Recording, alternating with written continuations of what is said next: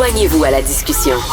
Appelez ou textez le 187 Cube Radio 1877-827-2346. On sait que c'est le foutu bordel dans les stations de métro à Montréal, la criminalité, les sans-abri, la violence, la toxicomanie, etc. Et là, ça fait un bon bout de temps que le syndicat des constables spéciaux de la STM disent: est-ce que nos constables pourraient avoir le droit d'être armés? Puis on leur dit non, non, non.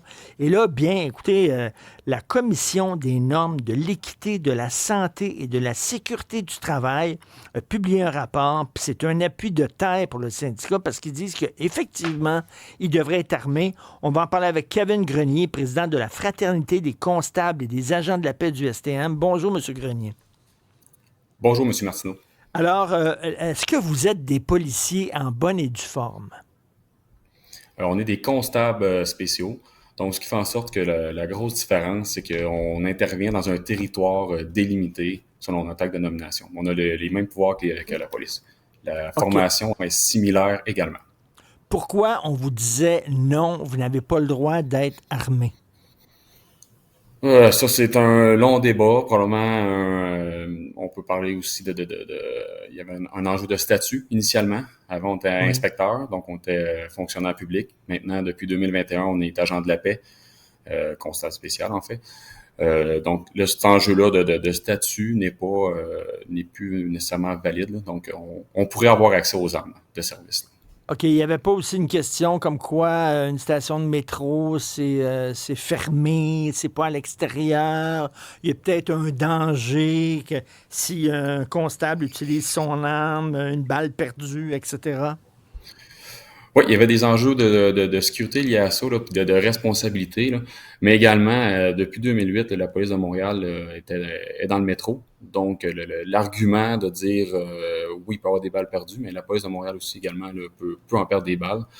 Puis, l'histoire démontre que avec de la formation puis de la pratique, oui, ça reste un milieu fermé, mais est-ce que Mais de toute façon, si mettons, il y a un problème, là, s'il y avait vraiment un problème de très grosse violence dans une station de métro, puis vous avez besoin justement que les policiers débarquent avec leurs armes, ils vont rentrer dans la station de métro avec leurs armes, ils laisseront pas leurs armes à l'entrée de la station de métro. Là. Non, ils vont rentrer dans la station de métro, ils vont intervenir, ils vont faire ce qu'ils vont faire. Le plus gros enjeu, c'est lorsque c'est en opération planifiée ou lorsque c'est un truc planifié, ben c'est facile de laisser toute la place à la police de Montréal qui intervienne. Mais la plupart du temps, comme on sait, ben, c'est non planifié. Donc, on fait face à une situation, puis c'est là qu'on est en réaction. Donc, ensuite, quand on appelle la police de Montréal en renfort, ben là, il y a des délais d'intervention. Il y a beaucoup de gens qui prennent le métro régulièrement et qui disent, là, on voit là, une dégradation, on voit de plus en plus d'actes de violence.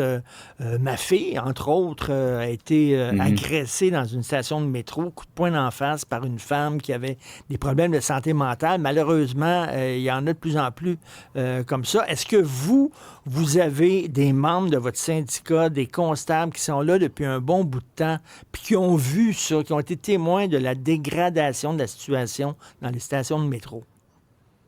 Ben, je peux en témoigner. Là. Je suis employé depuis 2008. Là. Au début, je vous dirais qu'on faisait peut-être 16 000 interventions par année. Depuis la pandémie, ça a explosé. Là. On a fait plusieurs sorties médiatiques là, suivant ça. Puis le climat a vraiment dégradé. Là. Il y a une grande cassure là, à partir de la pandémie. Là. Qu'on parle de santé mentale, d'armes à feu, d'armes blanches, l'accessibilité aux armes là, est de plus en plus facile. On peut parler aussi d'imprimante 3D. Puis il y a certains qui sont très, très créatifs aussi. Là, on saisit aussi des pics en métal là, sur des gens. Il y a beaucoup, beaucoup d'armes là, qui est en circulation, malheureusement. Ça, on parle de quoi? De bagarres dans les stations de métro, c'est ça?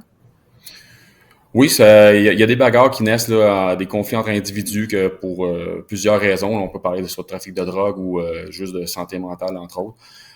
Puis c'est là que les armes blanches font surface. Certains sont équipés d'armes à feu ou d'armes à plomb. Là. Mais effectivement, là, il y a plusieurs types d'armes en circulation. Monsieur Grenier, on sait tous, là, ceux qui vivent à Montréal, là, on les connaît. Moi, j'ai un fils adolescent, puis quand il sort le soir pour voir ses chums, je dis, t'es dans quel coin tu vas aller, là? Puis il dit, ah, dans ce coin-là. Puis je dis, non, on prend pas le métro dans ce coin-là, là. Il y a la station de métro, est rock'n'roll en maudit. Fait que, regarde, je vais te payer un Uber, puis tu prendras un Uber. On les connaît, ces endroits-là. On le sait où c'est plus violent, puis tout ça. Là, j'imagine que vous êtes très content d'entendre que la Commission des normes de l'équité, de la santé et de la sécurité du travail vous donne raison. Ben, définitivement, là, comme je disais, c'est un appui de taille là, pour nous. Là.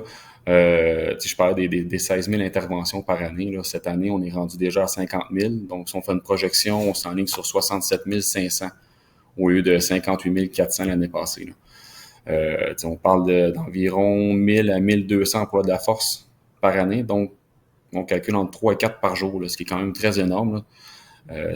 Quand on parle de dégradation, là, les chiffres parlent pour eux-mêmes. Mais là, les armes à feu, vous voulez avoir des armes à feu, là, équiper vos constables d'armes à feu, c'est-tu pour protéger la population, pour protéger vos propres constables qui sont en danger lorsqu'ils interviennent? On parle d'armes à feu, mais on peut parler aussi d'armes à impulsion électrique. Là. Okay. Ce qu'on veut, là, c'est intervenir sécuritairement, autant pour nous que pour la personne où on intervient, mais aussi les usagers. Tu sais, ce qu'il faut comprendre, c'est que nous, on n'intervient pas d'un bloc appartement, d'un appartement, parce qu'on a le temps de gagner, qu'on peut gagner du temps dans notre intervention. Là. Tu sais, on intervient sur un quai, il y a beaucoup de gens qui débarquent des métros, qui marchent, qui se promènent dans notre zone d'intervention. Si on intervient avec quelqu'un qui est connecté à la réalité, l'intervention va bien se dérouler. Là. Mais non seulement il y a beaucoup de gens qui peuvent passer, mais il y a la voie électrifiée qui est 6 pieds plus bas, il y a le tunnel, on est souvent en urgence d'agir. On n'a pas le luxe de gagner des minutes et des minutes. OK, donc actuellement, vous n'avez même pas d'armes à impulsion électrique, là. Des teaser guns. Non, on a Exact. Non, on a le bâton télescopique.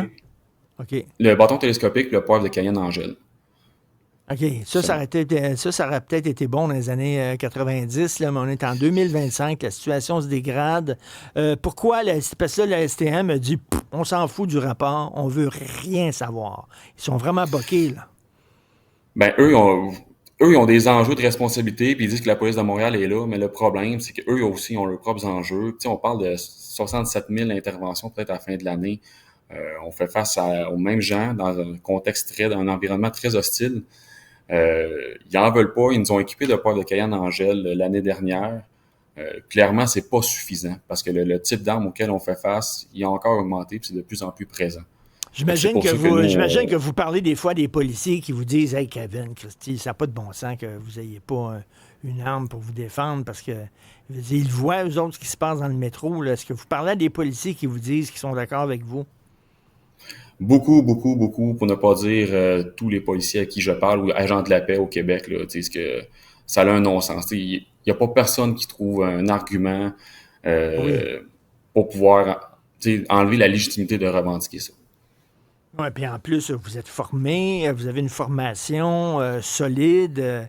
On donne pas, là, c'est pas donner une arme à feu ou un taser gun à n'importe qui, là. Vous êtes des constables dûment formés, mais le STM veut strictement rien savoir. Je ne sais pas exactement sur quelle planète ils vivent. Merci beaucoup, M. Kevin Grenier, président de la Fraternité des constables et des agents de la paix de la STM. Merci. Bonjour. Merci à vous. Bonne journée.